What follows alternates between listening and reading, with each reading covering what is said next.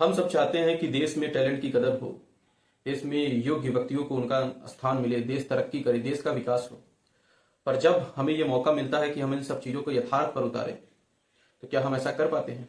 क्या उस वक्त हम अपने आप को अपने निजी स्वार्थ से ऊपर उठा पाते हैं? नहीं।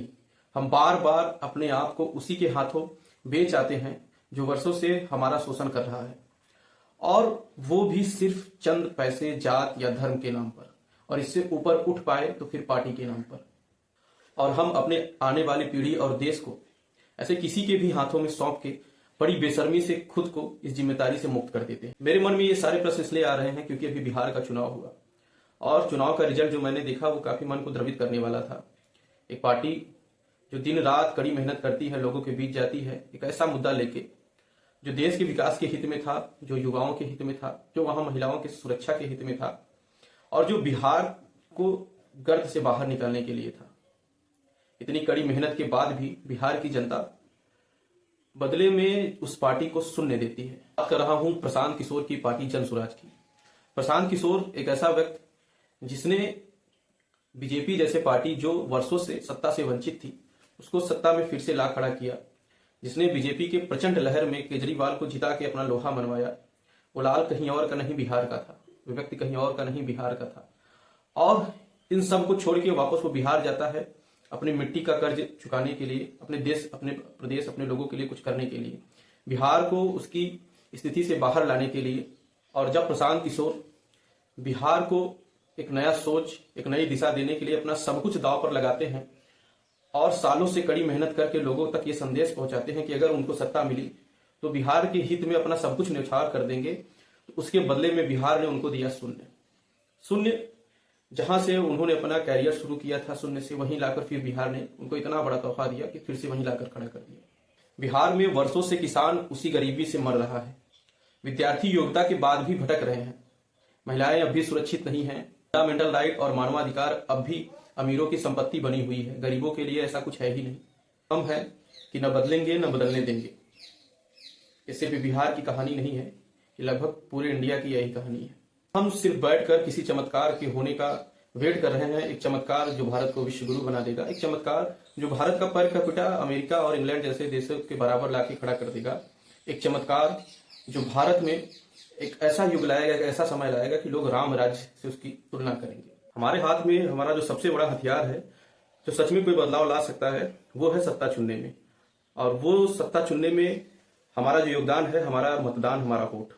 वो वोट जो देश की दशा और दिशा दोनों को बदल सकता है और दोनों को डिसाइड करता है कि देश आगे कहां जाएगा। उस वोट को हम कभी धर्म, कभी जात, कभी पार्टी, इन सब के नाम हम दे जाते हैं। क्यों ये नहीं देखते कि जो कैंडिडेट खड़ा है उसकी योग्यता क्या है? क्यों ये नहीं देखते जो कैंडिडेट खड़ा है उसकी नीयत क्या है, वो देश के लिए कुछ कर पाएगा कि नहीं कर पाएगा? क्यों बस ये देखते हैं कि उसकी जात क्या है, उसका धर्म क्या है, वो किस पार्टी से आता है, किस जातिगत समीकरण में फिट बैठेगा? यहाँ तक कि पार्टियां भी अब जात और धर्म देख के ही लोगों को, रीजनल जितने भी चुनाव होते हैं, जात और धर्म देख के लोगों को उतारती है। वो भी ये नहीं देखती कि जो कैंडिडेट वो खड़ा कर रही है ये सच में योग्य है कि नहीं, बस जातिगत समीकरण में फिट आना चाहिए। वहां के धर्म और जो भी डेमोग्राफी है, हिंदू मुस्लिम, यही देख के लोगों को टिकट दिया जा रहा है। तो फिर हम उस कैंडिडेट से क्या अपेक्षा करें कि वो क्या करेगा? उसको ना तो उसके लिए कोई खास योग्यता बनानी पड़ी, ना तो उसके लिए उसको कोई मेहनत करनी पड़ी, बस जातिगत समीकरण में वो फिट बैठा और उसको टिकट मिल गया। जो सारा देश और सारी मीडिया चिल्ला रही कि आखिर प्रशांत किशोर में क्या कमी रह गई, जन स्वराज कहाँ चूक कर गई। जन स्वराज कोई चूक नहीं की है, न तो प्रशांत किशोर ने कोई चूक किया है। लोग ये भी कह रहे हैं कि बिहार ने प्रशांत किशोर को उनकी औकात दिखा दी। तो आपको बता दें कि प्रशांत किशोर को बिहार वालों ने उनकी औकात नहीं दिखाई है, अपितु प्रशांत किशोर को बिहार वालों ने अपनी औकात दिखा दी है कि वो कितना भी चिल्लाएं हमको विकास चाहिए, विकास चाहिए, रोजगार चाहिए, हमको पलायन रोकना है। पर जब उनको उसके लिए कुछ त्याग करना पड़ता है, उनको अपना मोह माया त्याग के, जो पार्टी के प्रति बन गया है, जो जाति के प्रति बन गया है, जो धर्म के प्रति बन गया है, उसको त्याग के कोई अलग डिसीजन लेने का मौका मिला, तो फिर से वो वहीं उस कीचड़ में जा गिरे और वहीं जो धूरी में बराबर पिसते आए हैं वर्षों से, वहीं फिर अपने आप को उन्हीं के हाथों दे आए।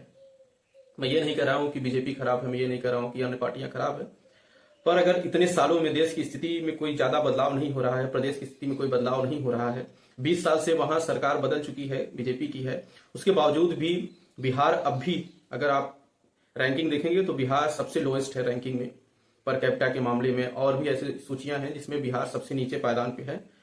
तो जरूरत है किसी ऐसे को मौका देने के लिए जिसके पास सामर्थ्य है, जिसके पास योग्य है, बिहार को उस गर्त से बाहर निकालने के लिए, और बिहार में जो असीम अपॉर्चुनिटी है और जो असीम वहां में टैलेंट है उसको फर्निश करने के लिए, उसको दिशा देने के लिए, और वहां के जो युवा हैं, जो असीम एनर्जी है बिहार के पास, उसका यूज करके बिहार को और देशों के साथ और समक्ष और उनके समकक्ष लाके खड़ा किया जाए। तो आज प्रशांत किशोर की जो हार हुई है वो प्रशांत किशोर की नहीं, बल्कि अभी तो ऐसे कई लोगों की हार हुई है जो राजनीति में आना चाहते हैं और कुछ बदलाव करना चाहते हैं, पर ये रिजल्ट देख के जिनका कॉन्फिडेंस टूट गया होगा।